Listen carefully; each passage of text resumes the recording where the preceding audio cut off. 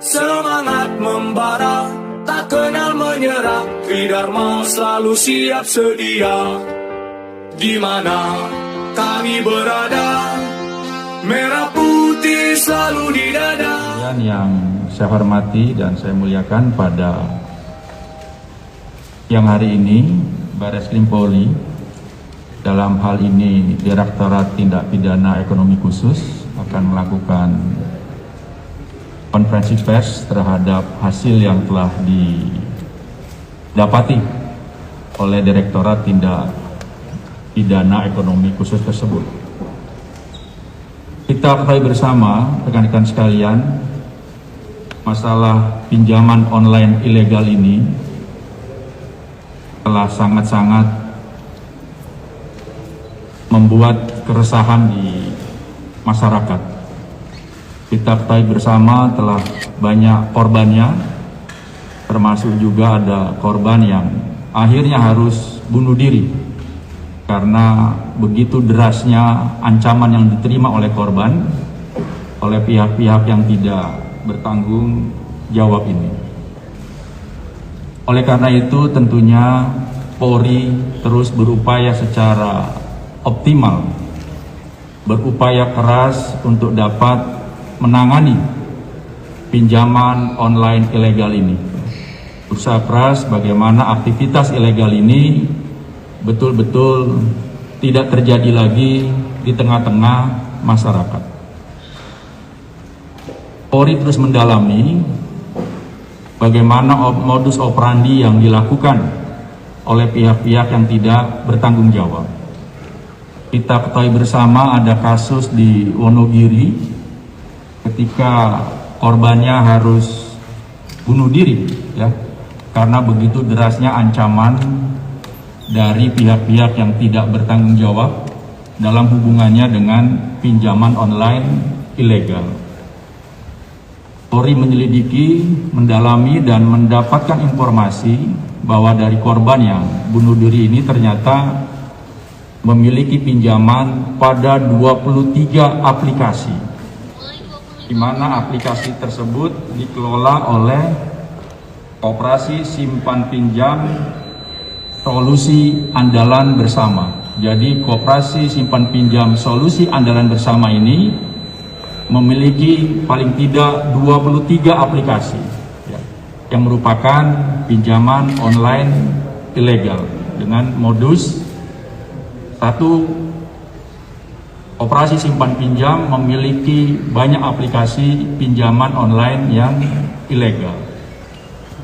Mencermati kasus dari Wonogiri ini, ternyata Direktorat Tindak Pidana Ekonomi Khusus Barreskrim Polri mendapati modus yang sama, dan itu dilaporkan ke Barreskrim Polri ya.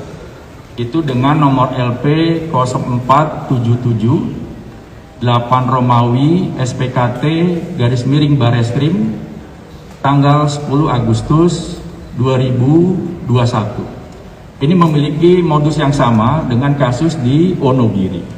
Oleh karena itu penyidik mendalami kasusnya dan mendapat beberapa keterangan dari korban ya. Diawali bagaimana sekitar bulan Juli korban mendapat pesan SMS untuk link daripada aplikasi pinjaman nasional.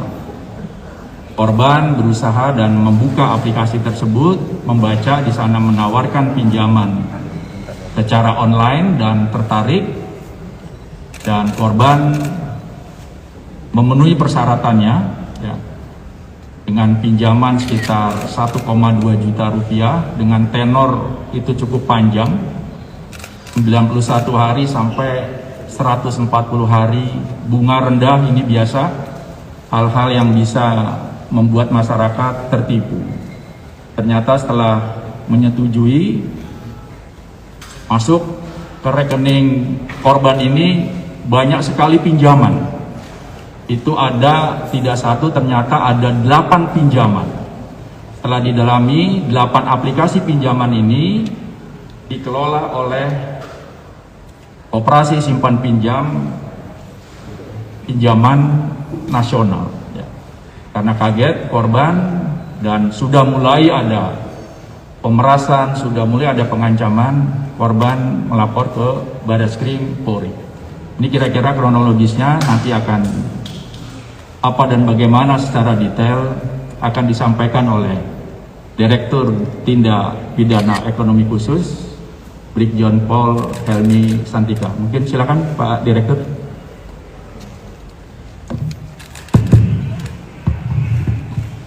Terima kasih Pak.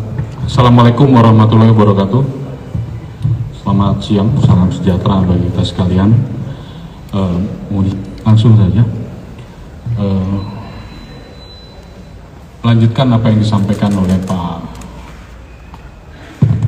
Karopenmas bahwa DTP-Deksus melakukan kegiatan penyelidikan ini merupakan lanjutan dari pengungkapan yang sudah dilakukan beberapa waktu lalu, di mana dalam pengungkapan tersebut ada beberapa titik yang sudah dilakukan penindakan, 8 titik, kemudian juga sudah dilakukan penangkapan, penahanan, serta kita mencoba membuat analisis di mana para pelaku yang sudah ditangkap terdahulu ini perannya adalah sebagai operator, baik yang bertugas untuk melakukan penagihan maupun yang melakukan SMS blasting. Ini sudah kita lakukan penahanan. Kemudian dari para tersangka operator ini kita melakukan pendalaman lagi, penyelidikan untuk bisa mengetahui layer atas. Ya, layer atas, siapa yang mendanai, siapa yang memfasilitasi, siapa yang mengurus perizinan dan lain sebagainya. Sehingga pada saat sehingga ditemukan ada petunjuk beberapa aplikasi pinjaman online ilegal yang berbadan hukum berbentuk koperasi simpan pinjam. Kemudian kita lakukan dari pendalaman ini kami menemukan atau kita menemukan di sini setidaknya ada 34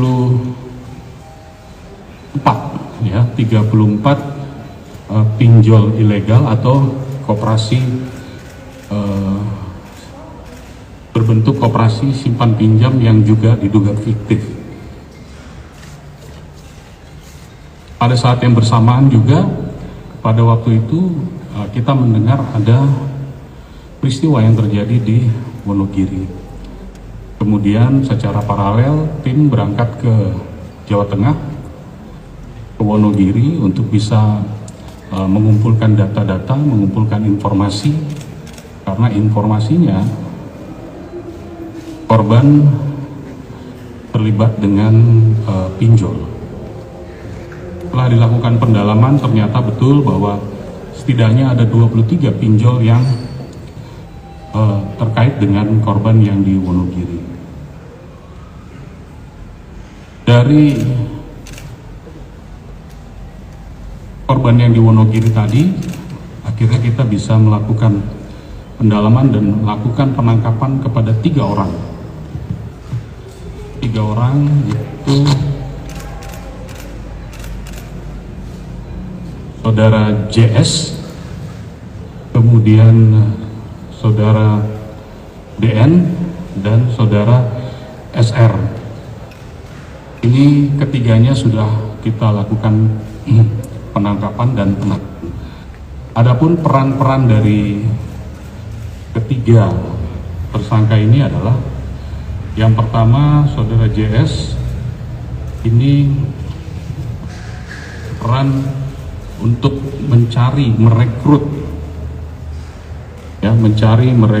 memfasilitasi warga negara asing untuk bisa ke Indonesia, kemudian juga mengurus dokumen-dokumen yang diperlukan untuk proses administrasi, baik itu di pembukaan atau tanda daftar perusahaan sampai dengan pembukaan di payment gateway.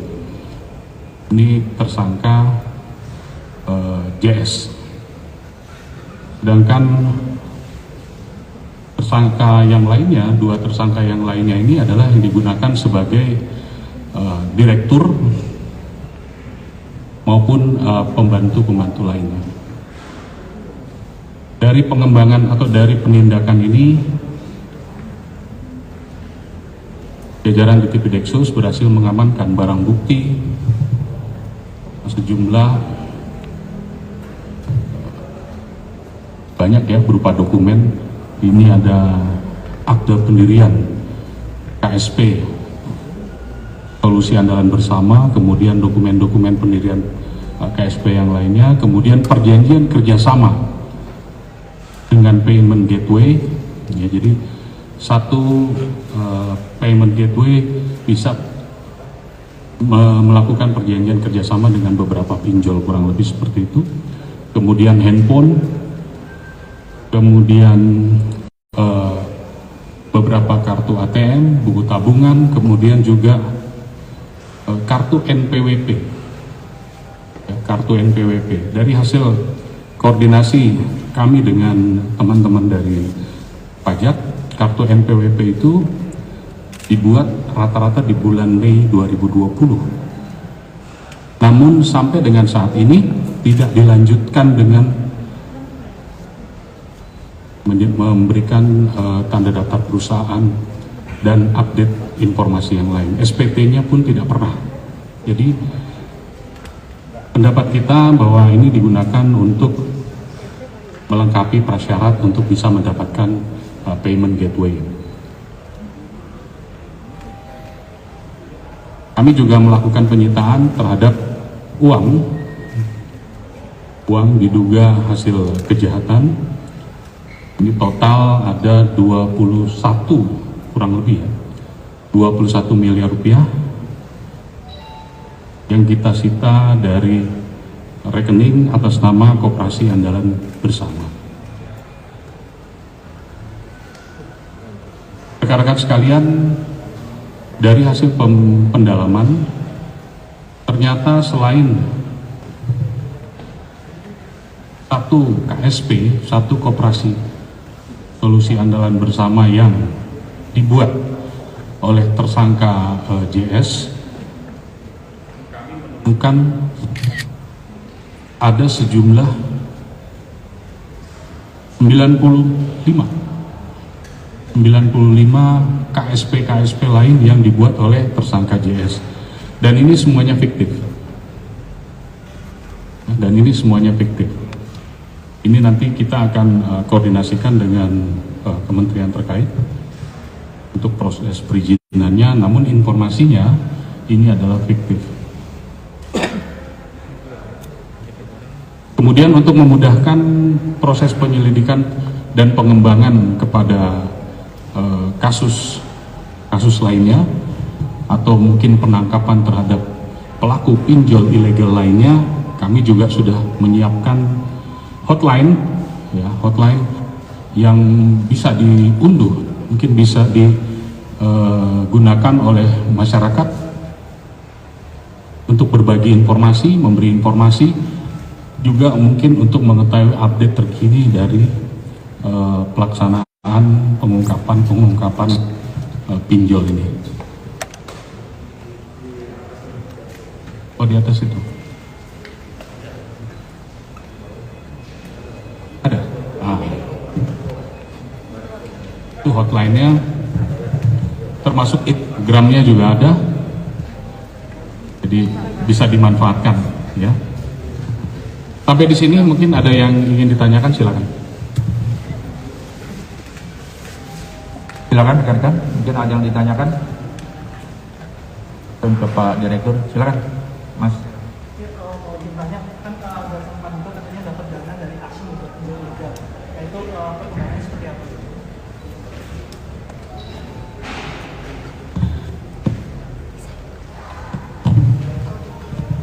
Perkembangan terhadap dugaan pendana yang sumbernya dari luar negeri, ini juga masih dilakukan pendalaman rekan-rekan sekalian, bahwa ada beberapa asumsi yang kita gunakan untuk melakukan penyelidikan lebih lanjut. Yang pertama adalah pendana itu sumber uangnya ada di Indonesia.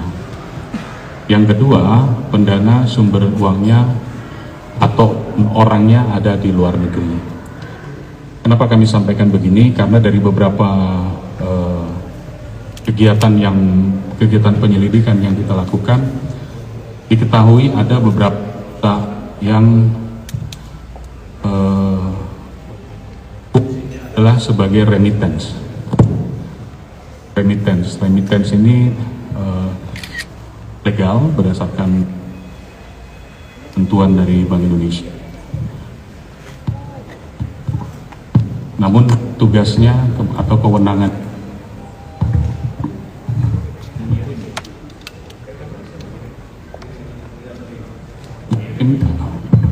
mengirim dan menerima, jadi tidak menyimpan dan lain sebagainya. Ada beberapa fakta remittance yang juga selain mengirim dan menerima juga menyimpan. Ini kita sedang lakukan pendalaman dan berkoordinasi dengan PPATK, Bank Indonesia maupun OJK.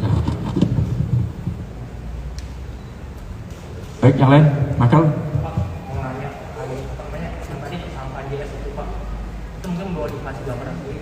Background JS ini tuh background dia itu apa sebenarnya, kan dia bisa meningkat 95 KSP ya Pak. Dia pulang modalnya dari mana, terus juga tadi bilang kalau dia membantu mendaftarkan WA buat di Indonesia Pak. Itu prosesnya seperti apa Pak? Udah juga ada. Lebih detail saya serahkan ke Kasubdit Mata Uang, Kasubdit Industri Keuangan Non-Bank, Pak Makmun untuk bisa menjelaskan.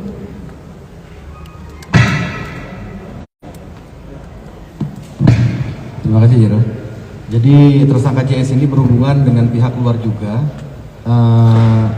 Dia sebagai fasilitator dan pemodal untuk membuat KSP yang sudah dibuat oleh dia ini dijual kepada investor lain. Bagaimana komunikasinya? Komunikasinya bisa melalui medsos maupun email yang sudah dia promosikan di luar. Ini masih kita dalami di dalamnya. Apakah berkaitan memang dia punya agent khusus di luar negeri untuk memasarkan produknya atau bagaimana? Ini masih kita terus dalam.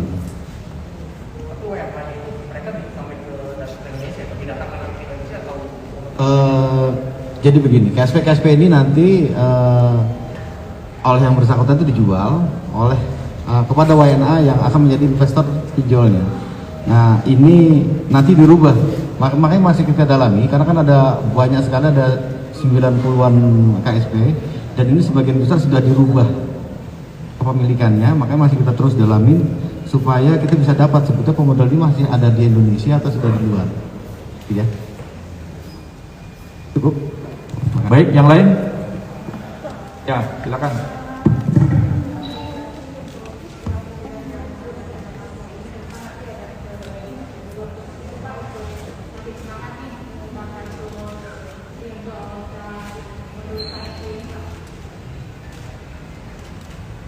Diulang pertanyaannya, saya cuma denger ripnya aja.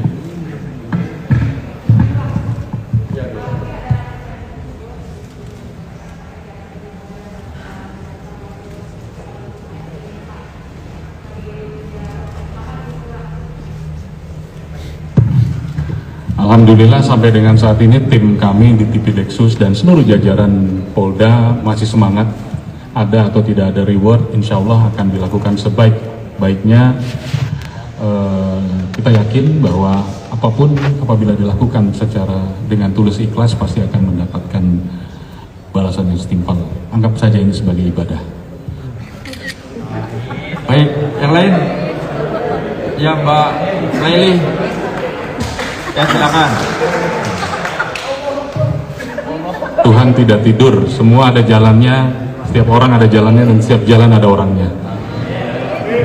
Ya, Mbak Laili. Izin Pak Makmun mewakili pertanyaan tadi dari Mike soal tadi KSP ini dijual, KSP ini dijual oleh yang bersangkutan kepada warga negara asing, nominalnya berapa? Terus satu lagi Pak, dua lagi. Pak, ini kan ada akte-akte, ada NPWP, ada apa itu semua kan kayaknya resmi jalurnya nih. Tapi di sini kan kasusnya adalah pinjam ilegal. Gimana nih putusnya nih? Ada NPWP dijual. Setelah atensi dari Presiden, terus juga Kapolri juga menegaskan untuk dilakukan pemberantasan pinjol, terus juga Baris Krim sendiri sudah buat satgas di daerah-daerah, jajaran juga bikin laporan hotline juga untuk laporan. Apakah sampai sekarang dengan gencarnya pemberantasan ini, apakah laporan terkait pinjol bertambah atau berturun? Itu cuma 3, Mas. Baik, jadi untuk harga dari KSP yang dijual oleh yang bersangkutan kepada investor WNA tadi, ini kalau nominal saya nggak bisa ngomong ya, karena menyangkut transaksi keuangan itu kita harus fix betul-betul. Khawatir nanti saya ngomong begini ternyata salah gitu. Nanti akan kita umumkan kira-kira pastinya bagaimana, karena kita masih minta bukti transaksinya ini melalui aparat yang berwenang, yaitu dari PPATK. Khawatir kalau saya ngomong, kalau dia asal ngomong juga kan salah juga nanti. Biar fix dulu. Nanti ada perbedaan selisih karena berkaitan dengan transaksional uang yang nggak kecil. Saya khawatir nanti salah bicara. Tapi yang jelas kita dalami terus supaya kita bisa mengetahui sebetulnya seberapa banyak yang setelah dihasilkan. Nah, ini nanti di tindak pidana pencucian uangnya yang kita dalami. Itu ya. Berapa KSP yang sudah dijual? Kalau yang kita amankan di sini, ini kan ada 54 KSP dengan NPWP yang ada. Lalu ada 23 yang masih ada akta pendirian perusahaannya. Yang 95 ini sebetulnya masih 3 bulan terakhir. 3 bulan saja ini. Jadi kalau kita lihat dari pendirian perusahaannya yang sudah bulan Mei 2020, kemungkinan kesininya ini sudah sangat banyak. Kenapa kok bisa dilegalkan? Karena memang ada sistem pendaftaran perusahaan berbentuk koperasi di Kementerian Koperasi yang ini sudah kita konfirmasi memang adanya pandemi dan sebagainya, kita bisa mendaftar online. Itu ya, nanti kita dalami lagi menyangkut instansi lain, kita koordinasi lebih jauh ya, karena kalau kita pastikan di sini nanti malah menyinggung kementerian lembaga lainnya. Terima kasih. Pertanyaan yang ketiga, ya tadi, apakah ini berkaitan dengan atensi Bapak Kapolri, kemudian dengan gerakan yang banyak ini, apakah laporannya berkurang atau tidak, begitu ya Mbak ya, kurang lebih. Rekan-rekan sekalian, yang pertama adalah pimpinan dalam hal ini Kabar Eskrim, Kapolri sampai dengan Presiden itu senantiasa menjadi inspirasi bagi kami jajaran Bareskrim DTP Deksus untuk lebih semangat dan selalu semangat dalam rangka mengungkap, menjawab apa yang menjadi keluhan masyarakat. Nah, DTP Deksus sebetulnya di bulan Juni-Juli sudah mengungkap ada 2 pinjol yang saat ini sudah dalam proses persidangan, ya. Nah, setelah itu kemudian sudah dilanjutkan dengan adanya arahan dari Bapak Kabar Eskrim kepada seluruh jajaran untuk mengumpulkan, melakukan penyelidikan terhadap pinjol-pinjol. Bahkan kita yang di Eksus pun sudah dibentuk satgas. Lalu pertanyaannya, kok akhir-akhir ini mengapa? Ya, pengungkapan itu bisa cepat, bisa lama, tergantung sejauh mana asupan informasi yang didapat oleh penyidik itu banyak atau tidak. Semakin banyak maka peluang terungkapnya semakin cepat. Nah, itu yang dilakukan sehingga ada pengungkapan yang kemarin sudah kita lakukan. Sampai dengan saat ini kegiatan memasifikasi pengungkapan ini Bareskrim dan seluruh jajaran semuanya ada 15 kasus atau 15 laporan polisi dengan tersangka yang sudah ditetapkan. Ada yang pertama adalah kita menetapkan 45 tersangka beberapa waktu lalu. Kemudian 45 itu adalah mereka yang sebagai operator, sebagai desk collection, sebagai petugas yang membuat SMS blasting.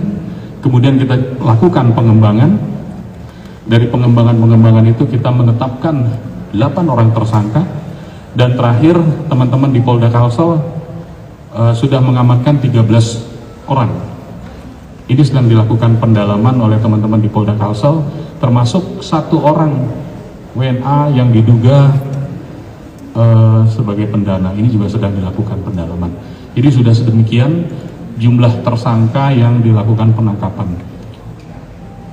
Bareskrim dan Polda jajaran, Polda Metro Jaya, Polda Jawa Barat, Polda Jawa Tengah, Polda Jawa Timur, Polda Kalimantan Barat, dan Polda Kalimantan Selatan. Ini akan berjalan terus sampai angka pelaporan atau korban itu menjadi sedikit. Demikian. JS Pak untuk 4. JS itu Ya terakhir kembali lagi. WNI atau WNA Pak, terus ditangkapnya kapan ya Pak ya? JS. DS WNI. Oh iya, oke. Bapak menambah aja Pak. Kan Ibu Puan juga mendorong agar Polri juga bertindak, tapi juga sampai ke akarnya, maksudnya ke tingkat pimpinannya tadi WNA. Ada berapa kasus, berapa kali pengungkapan WNA yang terlibat belum tertangkap, masih belum. Ya, kita selama ini kan kalau kita mengungkap ke atas itu atau mengungkap itu kan paling tidak harus didukung alat bukti. Alat bukti apa saja yang mendukung itu? Kalau baru keterangan tersangka, keterangan itu kan alat buktinya satu alat bukti. Apalagi yang memberikan keterangan ini adalah tersangka, bukan saksi, atau dia menjadi saksi dalam peran yang lain sebagai tersangka. Jadi kita harus mengumpulkan dari yang lainnya, follow the money, dari alur transaksi keuangan dan lain sebagainya, sehingga kita bisa meyakini bahwa pelakunya adalah X, kurang lebih begitu.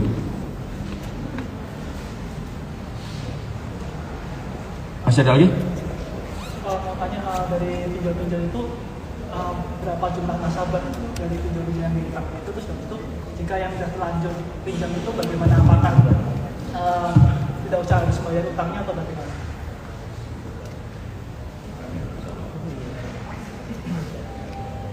Sampai dengan saat ini kami Bareskrim dan seluruh jajaran yang menangani ini masih melakukan memilah-milah ada berapa sih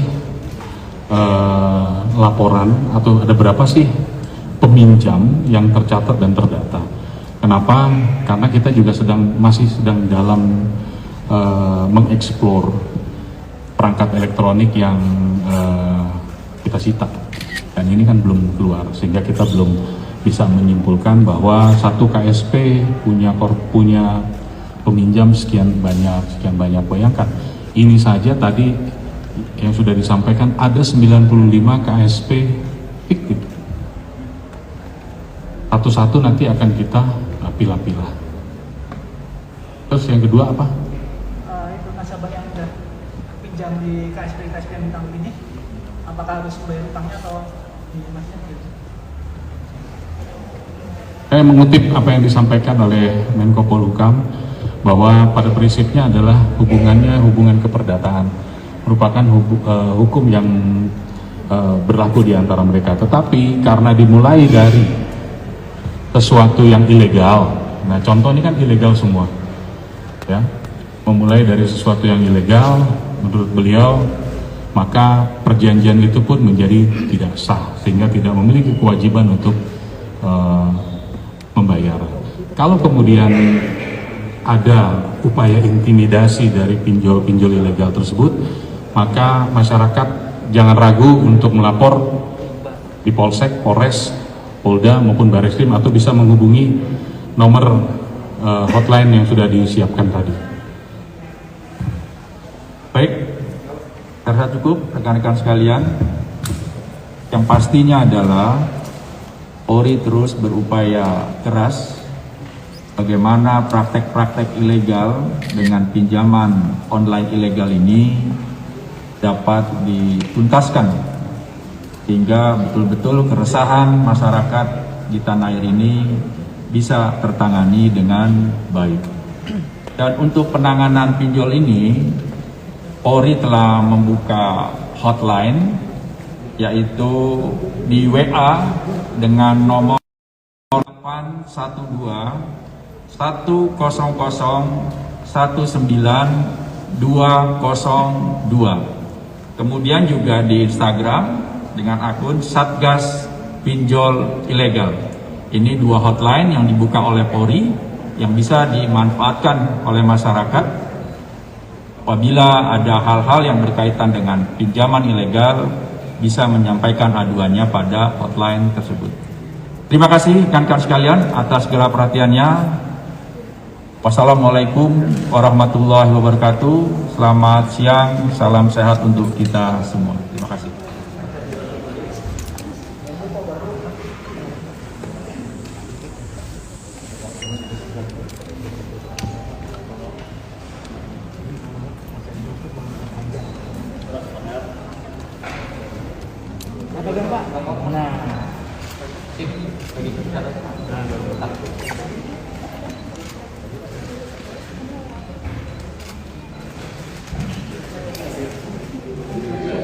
Mari kita berlatih bersama. Kalau tidak mau pulang nama, di bawah naungan Ibu Pertiwi, Tridharma tak pernah ingkar janji untukmu bangsa dan negeri ini. NKRI harga